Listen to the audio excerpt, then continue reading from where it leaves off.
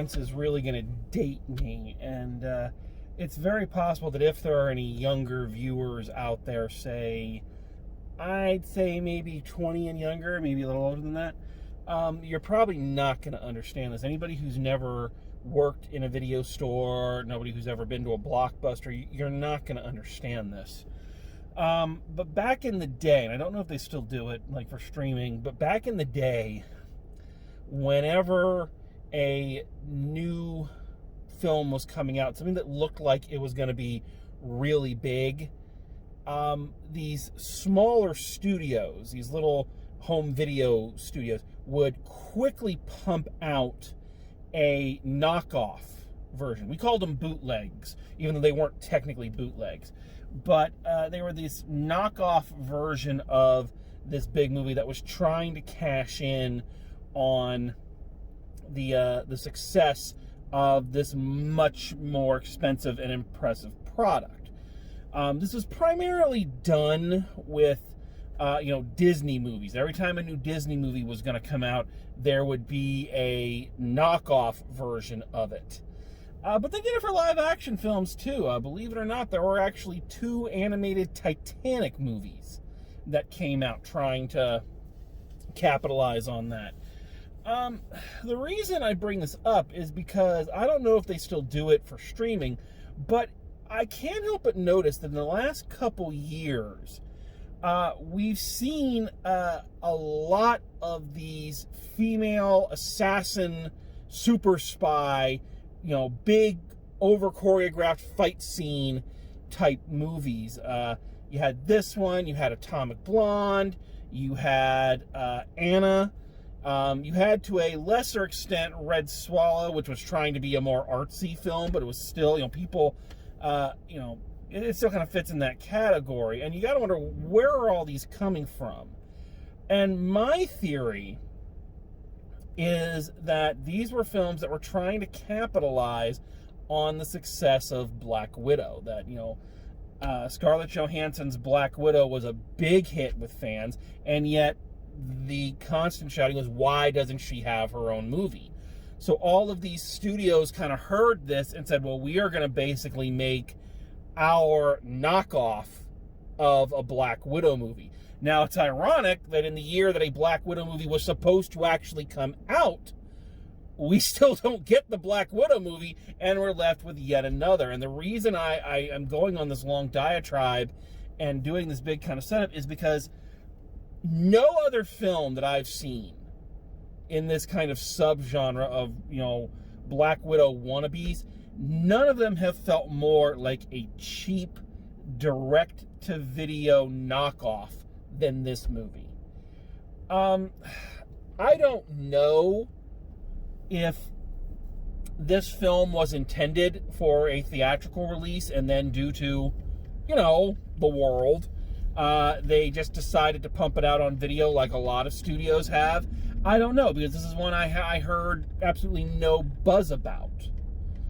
I saw it on DVD at a Walmart and was like, what is this? And it had some pretty impressive names attached to it. John Malkovich, Colin Farrell, and Jessica Chastain, who, as much as I get teased for it, I still maintain is one of the best actors working today. And I'm like, all right, Jessica Chastain as a badass assassin, all right, let's give it a shot. And boy howdy, was this a slog. Oh my God. And I think the word of the day is cheap. This film feels cheap. It is uninspired. It's uninteresting. It has got to be one of the worst written movies that I have come across. Now, again, I understand for some of these things, the writing is not what you think is the most important. But when the writing is this bad and the story is this convoluted, needlessly convoluted, you're just like, what? Are we just trying to fit every cliche we can into one movie? So the plot of this thing is, first of all, if you know the words, sing along. It's an assassin movie, so you can pretty much guess the major parts of this. You know, she's the best assassin in the world, but she's starting to develop a conscience. And the agency she works for deems her a liability, and they decide to take her out, and now the government she worked for is now her enemy. You know, come on. Every fucking spy assassin movie, you know, for the last 10, 15 years. I miss fun James Bond. God, I miss fun James Bond, where there wasn't all of this conspiracy, backstabbing, you know, my friend is now my enemy bullshit. It was, there's the bad guy, go get him. Done. God, I miss fun James Bond. So on top of that, the rub here is they're trying to walk the line between the straight-up action film that Anna was trying to be and the little bit more serious character-driven thing that Red Swallow was trying to be. Again, both of those movies are terrible, by the way. And boy, it doesn't work. So our assassin in this case is Jessica Chastain as Ava. Her wise Obi-Wan figure is John Malkovich, who likes her despite the fact that she's a recovering alcoholic. So that's one of the character traits, as Anna is a recovering alcoholic, and for some reason she decides to go back to Boston after a mission goes bad to rest up and try to patch things up with her family. While she's there, she gets into a lot of arguments with her bitch mother, played by Geena Davis. And there's also some subplot about her ex-boyfriend, who is now going to marry her sister, but he has a gambling problem, and he has to go to some mysterious, you know, female, you know, basically he has to go to roulette from the DC comic universe, you know, and gamble in this club that later, of course, Jessica Chastain will go back and have a fight scene in. It's just fucking ridiculous. And it's just, all of it is just so fucking, God, I've gone on record, and I will continue to go on record. I noticed Drew fell over. She couldn't stand this film either. I've gone on record as saying I am a Jessica Chastain fan. I like her work. She's a good actor. She is not good here. It's not saying that she couldn't be. I believe with a better script, better director, some kind of point, that she could be an action hero, but that's not her bailiwick. That's not what she's good at. I applaud her for trying to stretch, you know, kind of in that Matt Damon kind of way, but it's not her. It just doesn't work. She doesn't fit it. Just because they both have red hair does not make her Scarlett Johansson. I know Scarlett Johansson, you know, fluctuates between red and blonde, but you get the joke I'm trying to make here. Also, Miss Chastain, if you're watching, I feel that you need to take a look at the parts that you're accepting, because I can't help but notice that in many of your films, you are playing someone with a substance abuse problem. I don't know, you know, what the casting directors are seeing. I don't know if there's something going on there, but you might want to ask yourself, why am I constantly getting these roles that have substance abuse problems? It's beginning to become a spooky recurrence. You know, just you know, you might want to check into that. Just saying. That's another weird thing about this movie, is that the cast is oddly unbalanced. So you have, like, what, 4 major names in this. You've got Jessica Chastain, John Malkovich, Colin Farrell, and Geena Davis. Now, Geena Davis has never been one of my favorite actors, but she's a name actor. The others, I think all of them are Oscar nominees. And the rest of the cast, I guess they blew all their money on the 4 of them, because the rest of the cast are filled out with these just not as good actors, or, you know, and I even feel bad saying that, because I honestly don't think it's the actors. I think it is the script. I think the script is weak as water, as Mrs. Slocum would say. Weak as fucking water.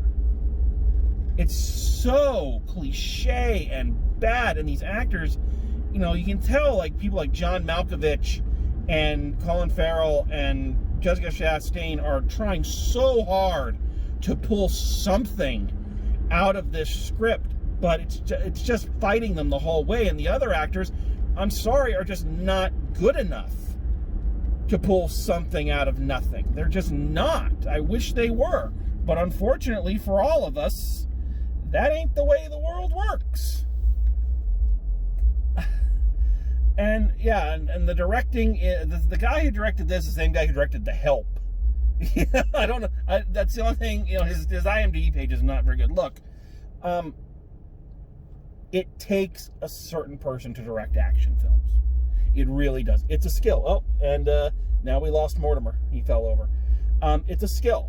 It's a skill to direct action scenes. It really is, to frame them correctly, to keep the pace and the tension going.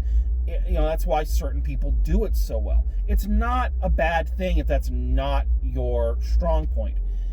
And at least at this stage of his career, it is not this director's strong point. This is a dull scene to watch. It is a dull action movie.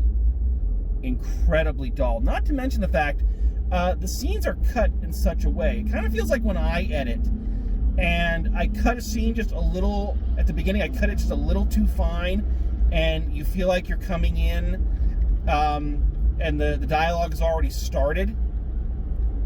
There aren't a lot of establishing shots for where people are at. We get establishing shots of the various cities, but then we're jump and we're somewhere else. We're like, where the hell are we?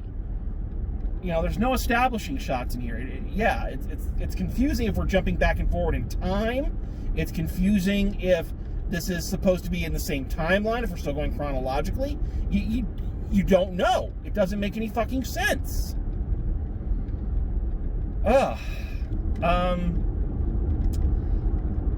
Is there anything good about this movie? There are some good things. Again, you have some strong actors in here, and there are some good moments, micro moments.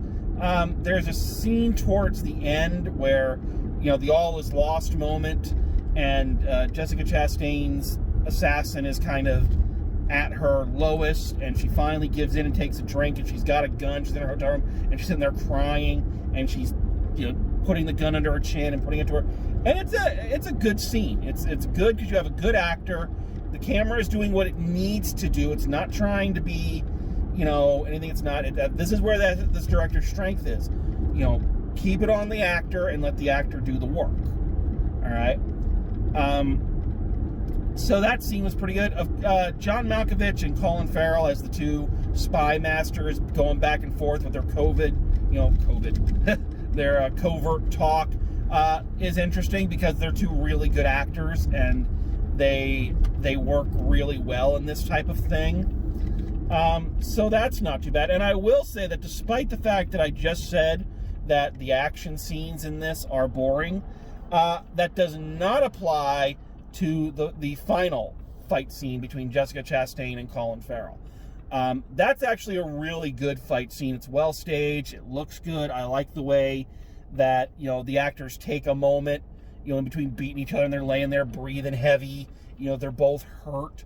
I liked that. I liked that when they did it in Atomic Blonde. You know, it's funny how these movies always have like one really good fight scene in them, and you wish that the movie was better to justify that one fight scene. And then kind of the climax where she's kind of stalking him, you know, and you know he knows she's going to make the kill. She knows she's going to make the kill. You know she's going to make the kill, but it's just that, you know, stalking of him. That's really well done. So it's not to say that the movie is without merit. It's just to say what little merit it has does not outweigh the just chore that it was to get through this. It really was a chore. I don't know what else to say about this one. There's not much more to get into. It really, ironically, because I bought it in a Walmart, I bought it direct to DVD. It really does feel like a very cheap direct-to-video knockoff of Black Widow, just like Anna did, just like Atomic Blonde kind of was, and just like, you know, the serious parts of, you know, Red Sparrow. You know, it feels flat and lifeless and just, not what I was hoping for. Not what I was hoping for. So, final grade for Ava. I gotta go. Am I doing? Yeah, I gotta go a D.